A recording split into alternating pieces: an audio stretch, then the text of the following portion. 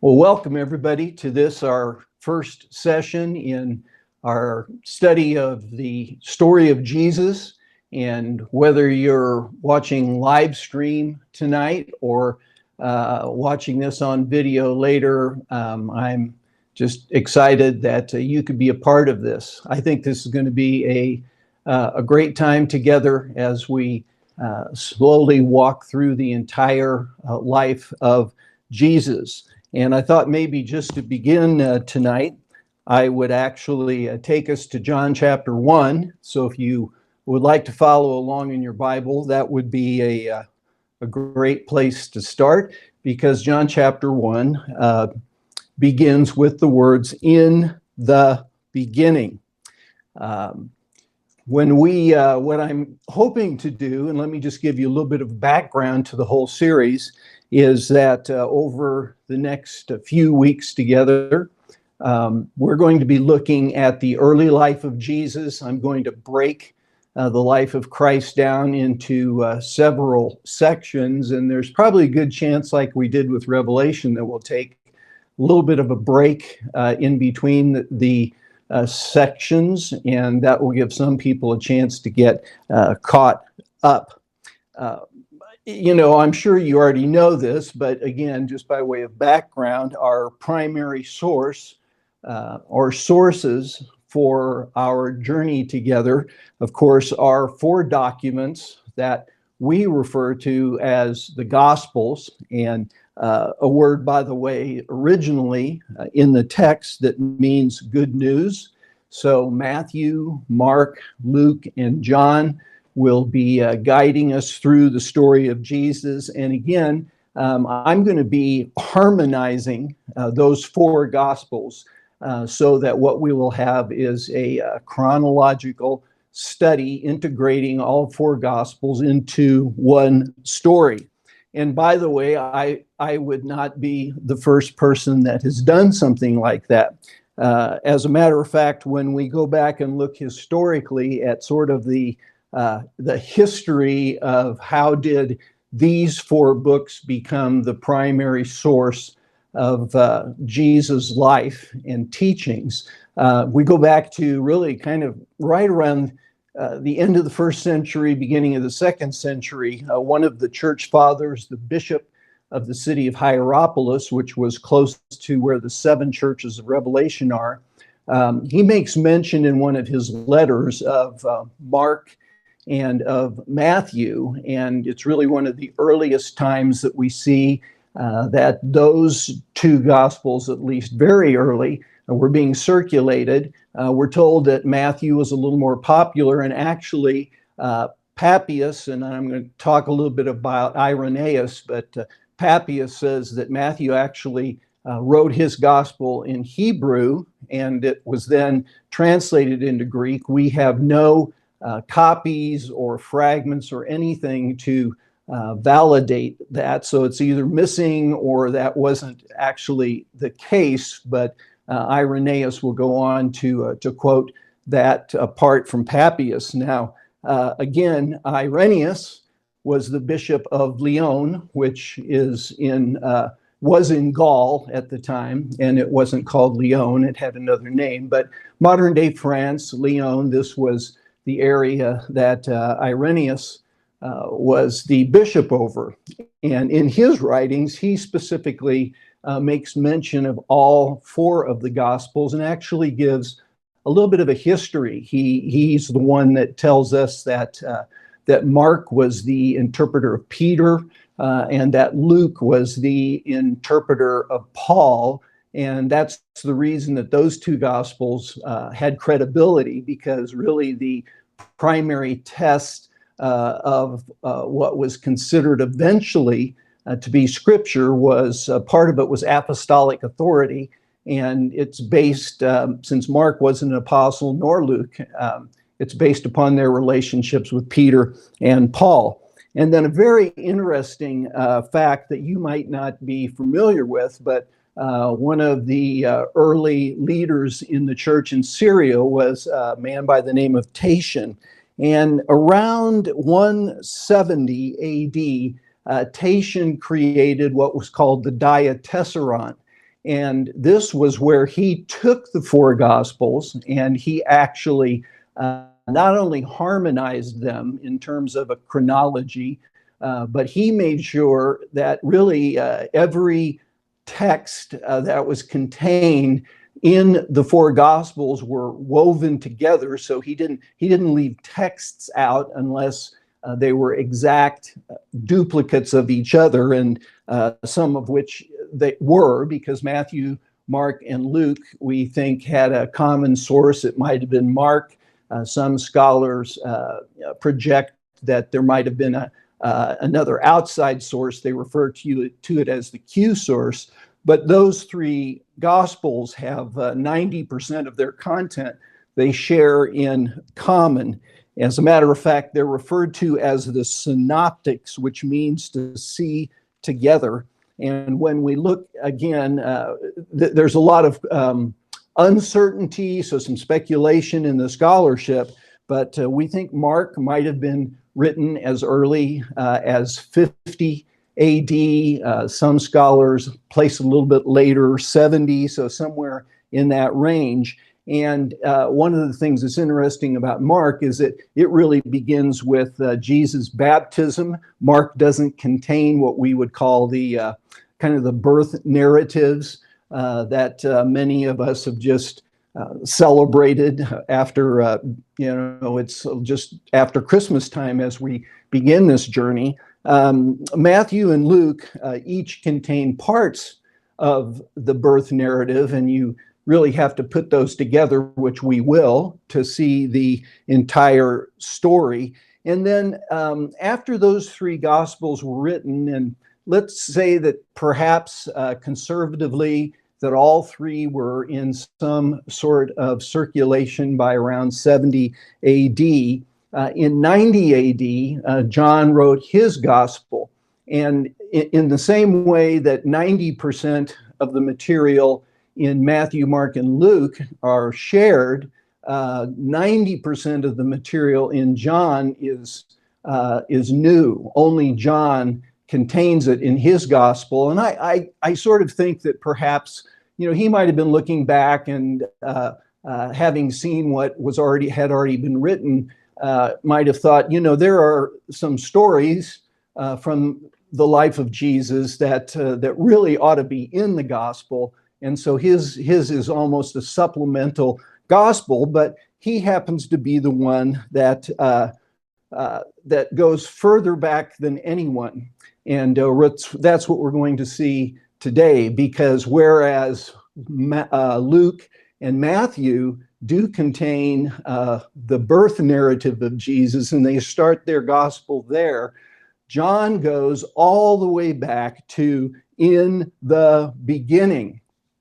And of course, obviously, that's the same phrase that starts the entire Bible. And in the book of Genesis, the first phrase is in the beginning. And so very intentionally, I think John is trying to tie together Old and New Testament here.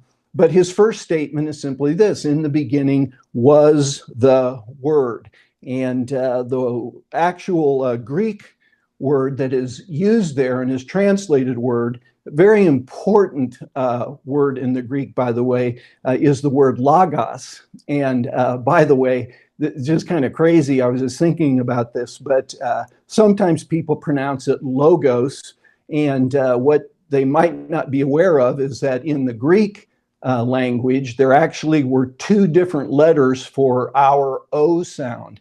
And the long O sound was the letter omega. And if, in fact, this was pronounced logos, it would have two omegas in it. But what looks like simply our two little letters O, fascinatingly, is the letter Omicron, which, of course, is playing a role in the news today, because that's what they've named the latest COVID virus. But Omicron was like a short O sound. So actually proper pronunciation, which I might fail to do periodically, is logos. In the beginning was the logos. And we translate that into English using the word, the Word. And so in the beginning was the Word.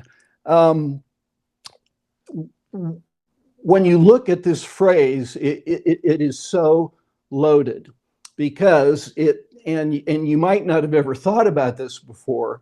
It's also true of Genesis in a sense, because in the beginning, well, what is the beginning? And, we would tend to think about, the creation of the world by God, who is eternal, really is the beginning of time and space as we know it. It would be the point of creation. And in the same way in Genesis, obviously God is there. The word Elohim, which is a plural word, Elohim created the heavens and the earth. And we're told that the Spirit was hovering over sort of the primordial chaos. Here, John writes, in the beginning was the Word. So really what he's telling us here is that at the point of that we would think of the point of creation of the material universe, the Logos, the Word, was already existing. I was also thinking about this week as I was getting ready, I was thinking about that phrase, in the beginning. I think we oftentimes don't kind of stop and think a little bit about the significance of some of these kind of phrases in the Bible. But what I was thinking about, and some of you might have been following along recently with these news stories, is I was thinking about the fact that we have just launched a new telescope. Hubble had been in use for many years and gave us a new appreciation and understanding of the galaxy, but it was quite limited in terms of how vast the universe actually is. And so for, I think it's 25 years, they've been working on building what eventually came to be known as the Webb Space Telescope. And it was launched in December, and actually is ready to go operational even as we are sitting here. But the purpose of this telescope, they think, is that it will travel far enough and will be powerful enough that they're going to be able to see what exists at what we currently think is the edge of the universe, which would be the oldest part of creation. So scientists still believe in what's called the Big Bang Theory, that there was a moment in time where material, which they don't know how it existed already, that's one of the big question marks in the scientific community. But when the Big Bang occurred, the earliest part of the Big Bang in terms of galaxies and stars and planets would be in the farthest reaches of our universe, and Hubble can't see that far. So the idea was that this Webb Space Telescope potentially will be able to see the farthest reaches of our universe. Now, we have limitations in knowing at the moment how far out the end of our universe is. So it's quite possible that as this telescope takes us as far as we think, that there'll still be more beyond. So it's kind of an exciting time scientifically. But again, let me just say, let's assume that science is correct in terms of the Big Bang and in terms of their research that event took place 13.8 billion years ago. Now, I know that there are, some within the faith community that believe that Earth is much newer than that, the New Earth theory, and perhaps even are somewhat compatible with the old Bishop Ussher theory. Ussher used the genealogies of the Bible and came up with a date of October 23rd, 4004 BC for the creation of the universe using the genealogies, although what we know now is there could be massive gaps within the genealogies, so it wasn't really an accurate way.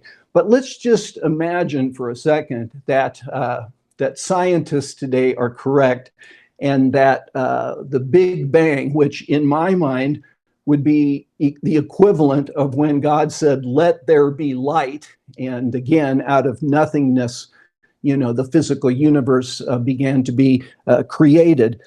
Let's assume for a moment that actually took place 13.8 billion years ago. It's incomprehensible to us, I think, to imagine how long ago that was. I began to play around a little bit with the numbers, and I was thinking, okay, 100 years ago it was 1921, and we can kind of look back and at that date, and we have history. We can get some sort of a feel for that. Perhaps our grandparents were already alive. My dad was born in 1920, my mom in 1922. So, 100 years ago, our parents might have been being born. So we can get a handle on something that's 100 years old. How about something that's 1,000 years old? That would take us back to, 1021 or 22. And that's a little bit harder. I mean, that's the kind of the end of the Middle Ages, about the time that Charlemagne was king of France, and the time of the Magna Carta, and that's quite a bit further back for us to think about. 1,000 years. How about 1,000,000 years? Now, a million years would take us back to 997,978 BC. And of course, we can't even conceive of how, long ago that was. There, viscerally, we can't connect with that. And that's just 1,000,000 years. But now we're into the billions. And so you think about 1,000,000,000 years ago, what was happening in terms of again, the creation of the universe, and then take it to the full extent of 13.8 billion years ago, what was the beginning. And what John says here is that in the beginning was the Word. In other words, the Word was already existing at the point in time where the physical universe was created. Again, as God spoke those words, "Let there be light," and the process of creation began. So the Logos here, I think I just called it Logos a minute ago. So the Logos here, it existed all the way in eternity past. And if we can't comprehend 13.8 billion, that is like a pinprick, on some kind of a timeline when it's compared to eternity. We can't even conceive of that. But the Word existed from eternity and will exist to eternity. And at that moment of creation, the Word, the Logos, already was existing. I bring all this up for a real simple reason. When we think about the story of Jesus, and of course this is where our focus will be, we think about the Jesus who was incarnate. Again, we've just celebrated his birth at Christmas time, and we're going to have some fun in a couple of weeks looking at how many things that normally we associate with the birth of Jesus really aren't what the Bible says. So I'm glad we started after Christmas, so I didn't ruin your Christmas celebrations. But again, we think about Jesus, after we celebrate his birth, normally we think about the 3+ years that are contained in these 4 documents called the Gospels that give us a partial record of the life of Jesus, the Son of God, incarnate in human flesh. And what I wanted to point out is that before he was Jesus, because he didn't become Jesus until he was born physically, the Son of God, who again, in this context, John refers to as the Logos, he was already existing. There's in a sense, there is almost an eternal history of the existence of the Son of God prior to the incarnation. And so again, when we think about Jesus, I think maybe we don't think broad enough. And again, he wouldn't have been Jesus at that point. He would have been the Son of God. He was the coming Messiah. There's no question about that. But he really wasn't Jesus until that moment that he was born in Bethlehem. And so our concept it's somewhat limited, but at that point, again, where creation came into existence, already the Logos was there. So we'll go back to John's language here. The Word existed. It's also, to me, quite interesting that John uses this word Logos, primarily because this was a Greek philosophical concept in John's day, actually quite a bit before John's day. Philosophy you could define by the words that make it up. It's made up of 2 Greek words, one that means love and the other that means wisdom. So in a sense, philosophy is the love of wisdom. And there were early philosophers that used this concept. Philosophy, it was a quest for the meaning of life, and for hundreds and hundreds of years, probably thousands of years, and to the beginning of humanity, there's something within us that really wants to know the meaning of life. And so in the kind of Greek classic philosophical system, as early as 4 BC, some of these, the concept of the logos or logos existed. So in the 6th century BC, for instance, Heraclitus, he used this word.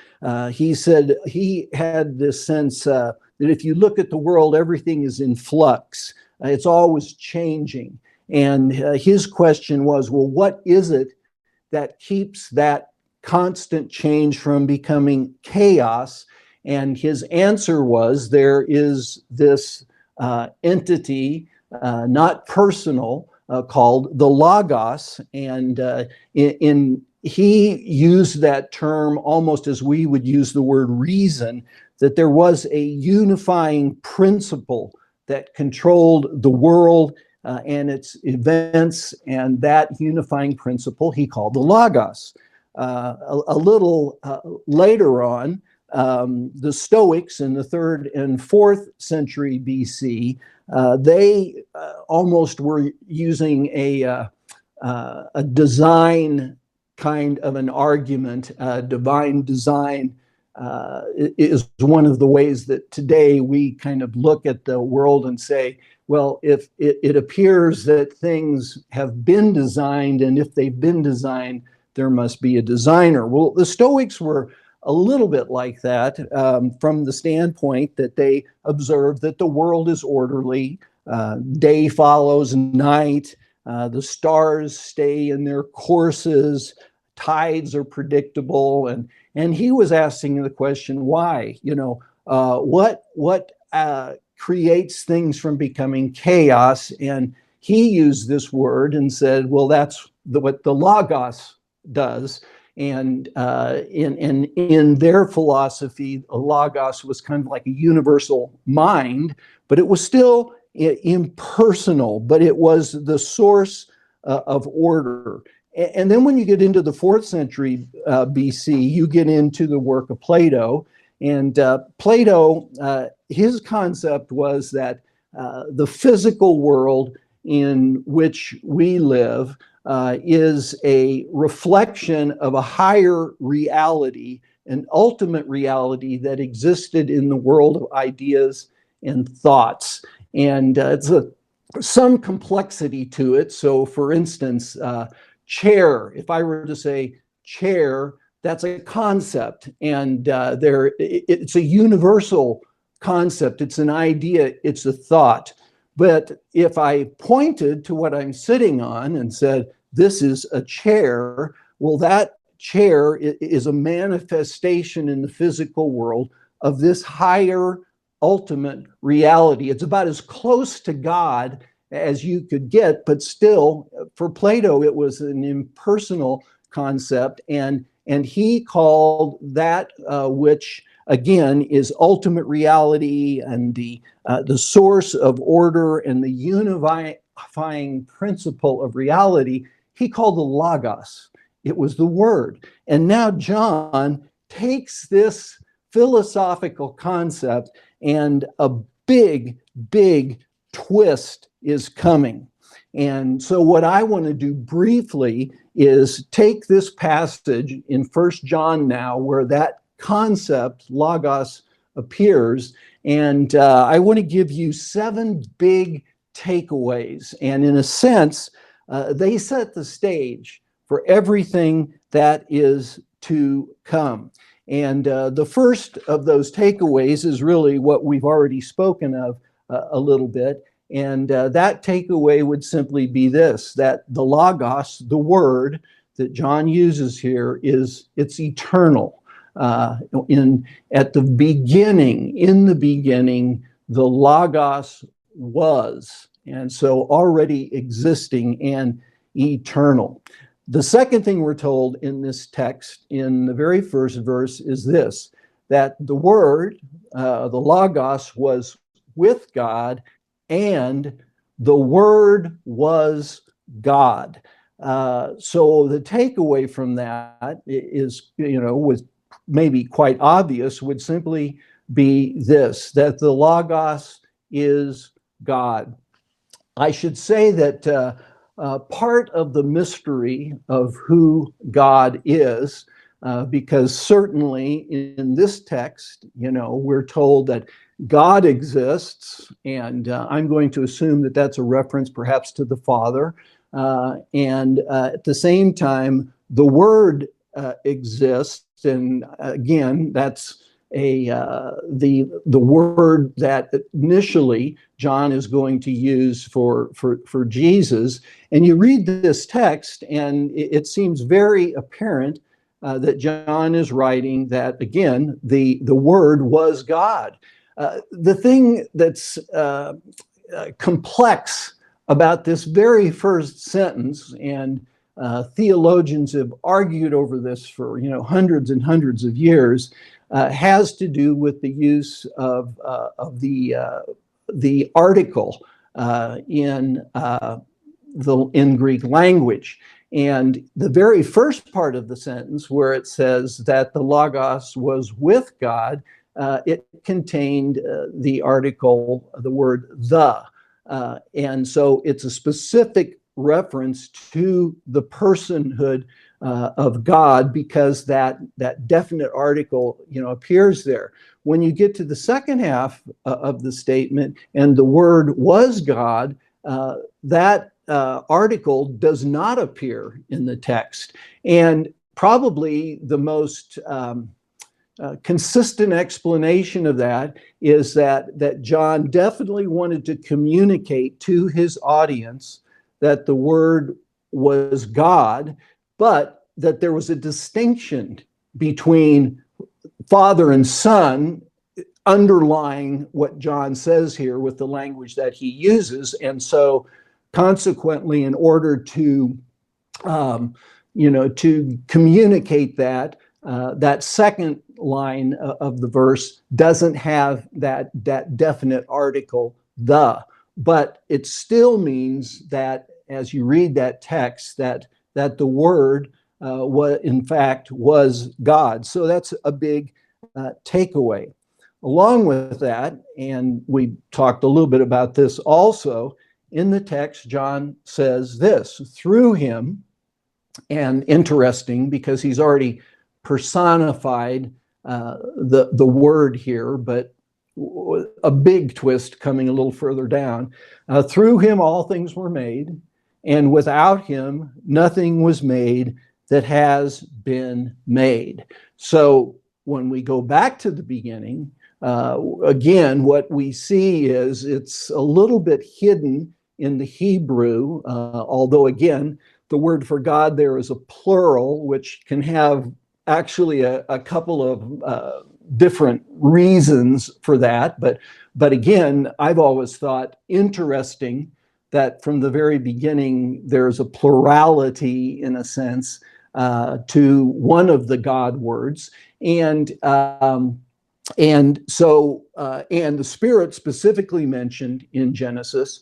But what we're being told here is that the Word was intimately involved as an agent of creation. And so, it was through the Word, the Logos, that God created all things. Through him, he becomes the agent. And so, again, our takeaway from that would simply be that the Logos is the creator. And then we get into some things that are going to carry throughout the rest of the book of John. And that then comes forth quite early in verse 4, where John says, in him, in the Word, in the Logos, was life. When we get to the story of Nicodemus, I'm going to go into some detail on the fact that there are different words that are used in the Bible that we translate life. In this case, and pretty consistently throughout the Gospel of John, which sometimes is referred to as the Gospel of life because the word appears so often, here we have this word zoe. We get our word zoology or zoological from it, but it talked about the life that God contained, and that the only way that we got that life is when God would impart to us this kind of life. And this is spiritual life. This is eternal life. And so John is saying that in him was this kind of life. I think that there are two great problems that exist on our planet. One is the problem of darkness, and by that, the way that it'll be used, particularly in Scripture, maybe even more particularly in John, is that there is a spiritual and a moral and an ethical kind of a confusion that creates darkness in the world. That's one of the primary problems that exists in the world. As a matter of fact, the Apostle Paul makes a reference where he says that when we come into a relationship with Christ, that we're transferred out of the dominion of darkness. And so obviously, that's part of this idea of spiritual darkness. And so if the two primary problems of humanity, well, actually the second problem, darkness the first, the second is death. Not simply physical death, but there's a death that exists while we are alive physically. It's a spiritual death that took place in Genesis chapter 3 at the time of the fall. And consequently, we live in a world where there's a sense that something is missing. And the reason for that, although, again, in the world, this is not known until someone communicates it, that that people are separated from God. And it's that separation from God that has created sort of the spiritual and moral confusion in the world. And it's never been greater than the days in which we live. And I think you can sense that, not only perhaps in your immediate circumstances, but certainly if you watch the evening news and look at what's happening in the world, there is this sense that something is wrong. Okay, things just aren't right. And what John is going to say is that what isn't right is that there is death, spiritual death. And so, what are the solutions to these great problems? Well, the solution to darkness is going to be light, obviously. The solution to death is that there's a new kind of a life. And so that life is found in the Word, in the Logos, all right? In him was life. And again, this word that's used there in the text is that word that talks more about that spiritual life. And by the way, I didn't flash up all of these texts, but this word and this idea, again, is constantly repeated throughout the Gospel of John. John 10:10, Jesus says, I have come that you might have life. John 14, Jesus says, I am the way, the truth, and the life. John 11, at the resurrection of Lazarus, Jesus says, I am the resurrection and the life. John chapter 6, when he's talking about the Spirit, the Holy Spirit, he will say that the Spirit gives life. And then here in this great text, right out of the chute in the Gospel of John, in him was life. And the takeaway, extremely important, is simply this, that the Word, the Logos, is the source of life in a world that's living in darkness and death. In him was life, and that he's not only the author of physical life, through him all things were made, but he's the giver of spiritual life. And actually, verse 12 in the text, which we're not going to get into too much today, talking about how that the Word was in the world, but the world rejected him. Then this statement is made, beginning in verse 12, that as many as received him. Again, as we move on, we're going to see how Jesus calls people to a response, to open their life to him, to receive him. To as many as received him, he gave the right to become children of God, children born not of natural descent or a parent's will, but born of God. That's the source of life, is that we need to be born of God, and that life is in the Word or in the Logos. And so again, the Logos is the source of life. And then it goes on, because he goes on to say that it's that life in relationship to God through Jesus Christ. It's that life that brings light into the darkness. That life was the light of humanity. The technical word there, anthropos, sometimes is just translated was the light of men or of man, but the idea really is much broader than that. It's speaking to all of humanity. And when you think about the parallels with Genesis, so Genesis, darkness covers the primordial void. We're told that prior to God saying, let there be light, that there was darkness, physical darkness, and then God, begins creation with the statement, the command, let there be light. Now, John is going to do somewhat the same thing, but in the spiritual realm. So the world's lost touch with God. The planet, Paul says in one of his letters, is under the authority of the Prince of Darkness. That's going to get broken at the cross of Christ.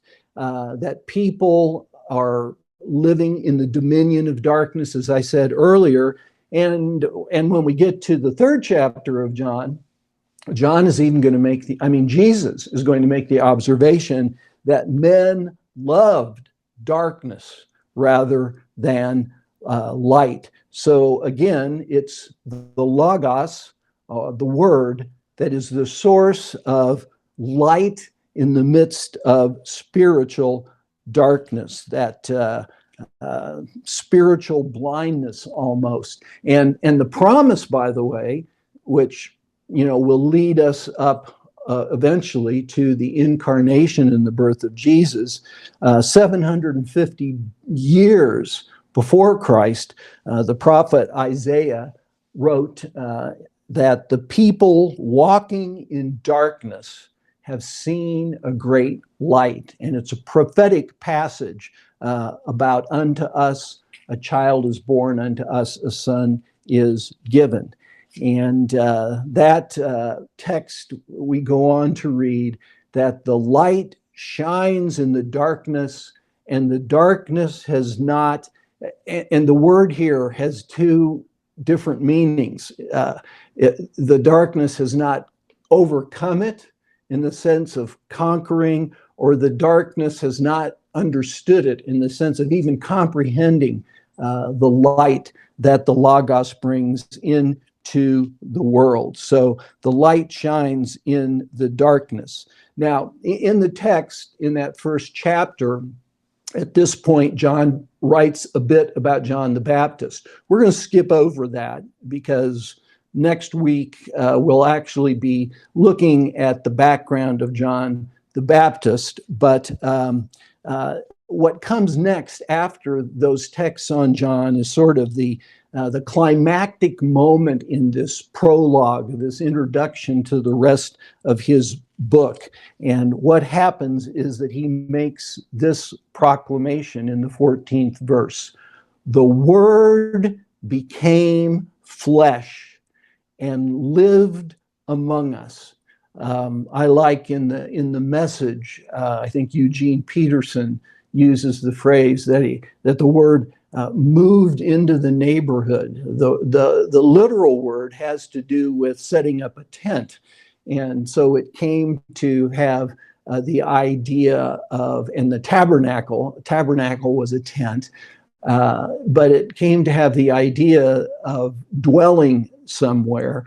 And so the idea here is that the Word became flesh and then lived in our midst, lived among us, and that when he did, he brought life and he brought light. And so the takeaway here would be pretty simple, that the Logos became a human being. And again, philosophically, this would have blown the minds of the ancient classic philosophers that made reference to the Logos, but it was always as sort of an impersonal force. Again, mind, reason, unifying, all of those things that those philosophers said that the source of order and the unifying principle and ultimate reality was the Logos. And then John says, and guess what? The Logos is not just a principle. The Logos is a person. And that person, of course, is Jesus Christ. And so Jesus is the Word, the Logos. And now as we begin to move through the life of Christ, this concept really won't, of the Logos and the Word, won't come up nearly as much as it does here in this introduction, because John is laying this foundation for us for all that follows. Jesus is the Logos. He's the source of life. He's the source of light. God come in human flesh.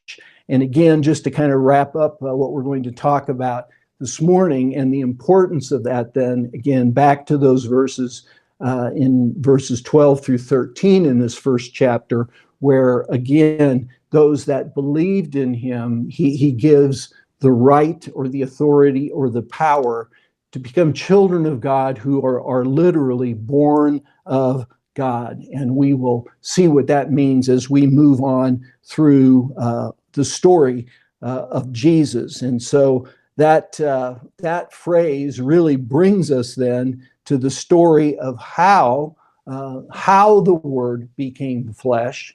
And in the next couple of sessions, we'll look at both the announcements that were made both to Mary and earlier prior to Zechariah, the father of John the Baptist.